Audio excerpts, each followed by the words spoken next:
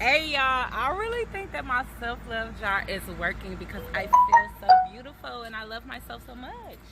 But y'all, every single time I press play on one of these videos, it's 11:11. So get to making wishes as soon as y'all see my lunchtime vlogs, okay?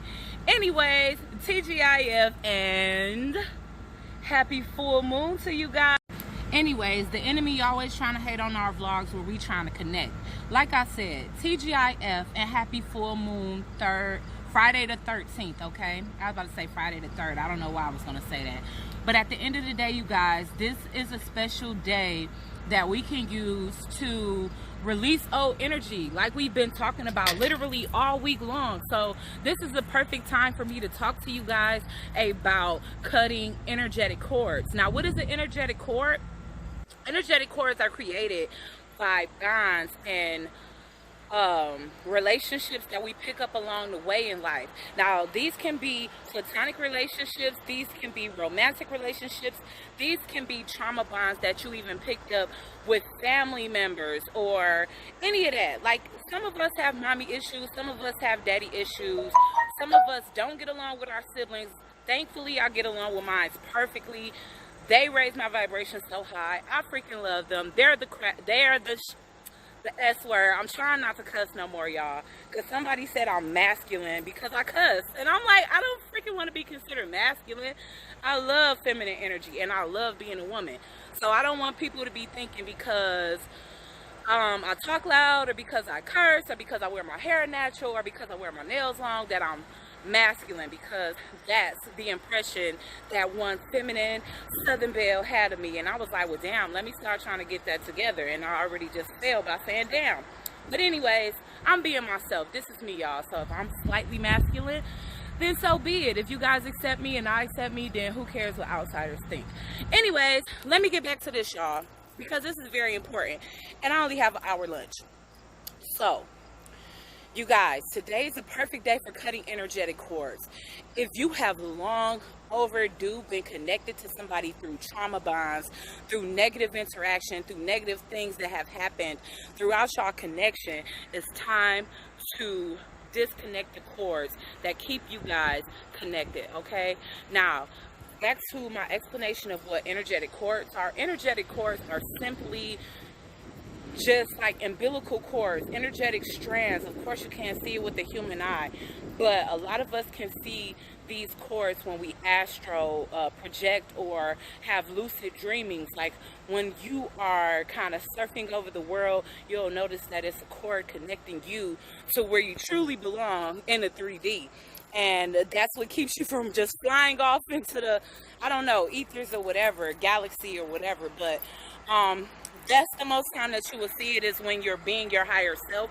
You can actually visually see those cords that connect you to other people, habits, energies, and, you know, just things in your past that were either difficult to let go, or somehow even if you physically let them go, they are still taking energy from you or causing an energetic leak because the cords have not been removed.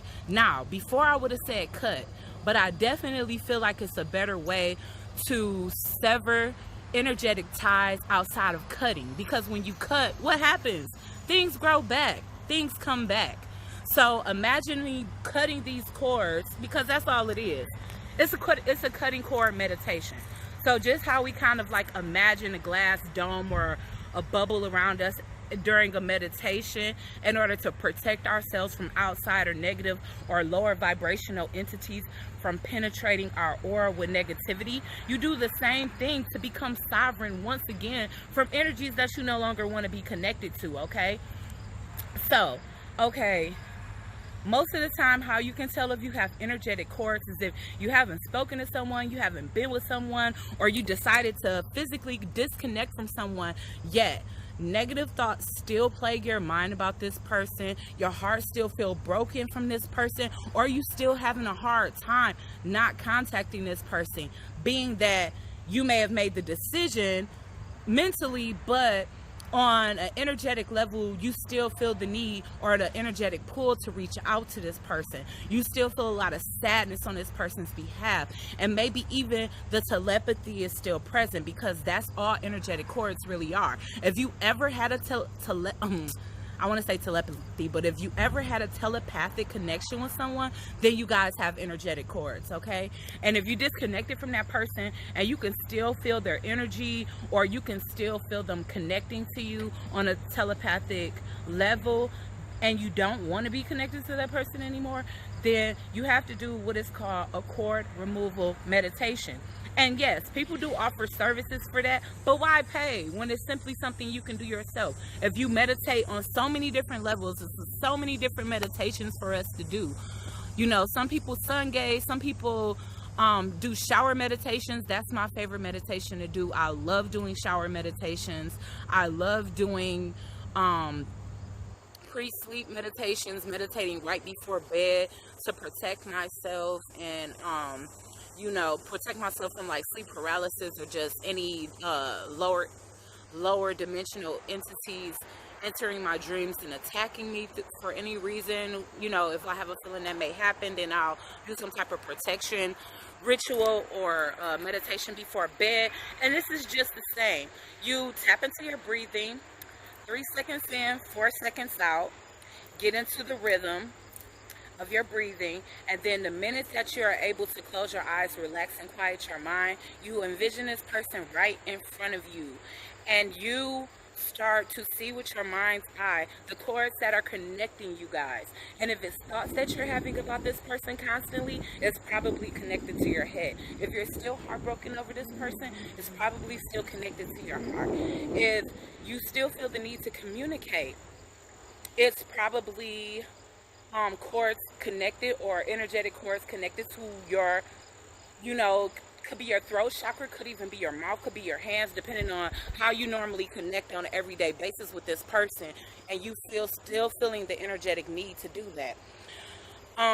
So you imagine this person right in front of you, start to see the chords with your mind's eye, or envision where the chords can be coming from, and remove them by wiggling them. Now, a lot of people and a lot of spiritualists will tell you to cut the cords, okay? And like I said, that was my initial thing that I was going to come and tell you guys. Like, yeah, just envision, use your hands as scissors and cut those cords. If you don't know which cords are connecting you to a specific person that you want to cut energetic cords with, then cut them all and just reconnect with those that you want to reconnect with, because cutting cords definitely is not permanent. I would say removing them, what I'm trying to tell you guys to do, is more permanent than cutting, okay?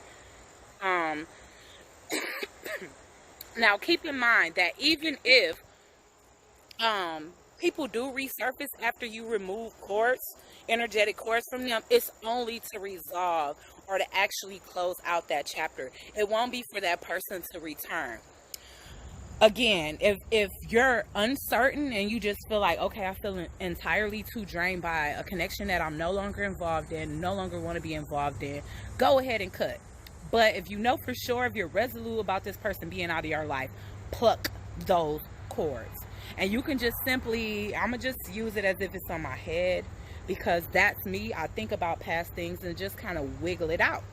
Now, you may see with your mind's eye, because of course on a 3D plane you're not seeing none of this shit physically with your own eyes, but with your mind's eye during meditation, you may even see the gap where that cord used to be, and just take a healing sheath energetically and place it over that area, and you will soon see that it will heal. Right after you do these type of meditations, it's best for you to take a sea salt bath. Me particularly, I like to use Himalayan sea salt, because to me that represents love and, you know, just peace and serenity. And, you know, I use those for love. Love is just so freaking important to me, and most of all self-love. So I definitely see pink Himalayan sea salt and rose petals as kind of healing yourself in a loving way. Love is the answer, and love is the key to everything, I feel. And so you know, you just kind of implementing love into yourself by taking in energy into yourself, restoring energy that has been drained from you by those who you were connected and bonded to through, like I said, most likely trauma bonds. And when you take these cords out, you're going to be taking them from the root. It seems like every single day at the same time, the same butterfly passes by. But with these will come the roots. With these will come the stories that are connected to you and this person that are keeping y'all energetically bonded. And like I said, this person very well still may resurface, but it's going to be to kind of close out the chapter in a peaceful and most amicable way. You can do this without the person's assistance, but if you and this person have made a mutual decision to go your separate ways and sever a tie between each other, and that's another thing that cords are called, soul ties. So that may be what most of you know energetic cords as, is actual soul ties.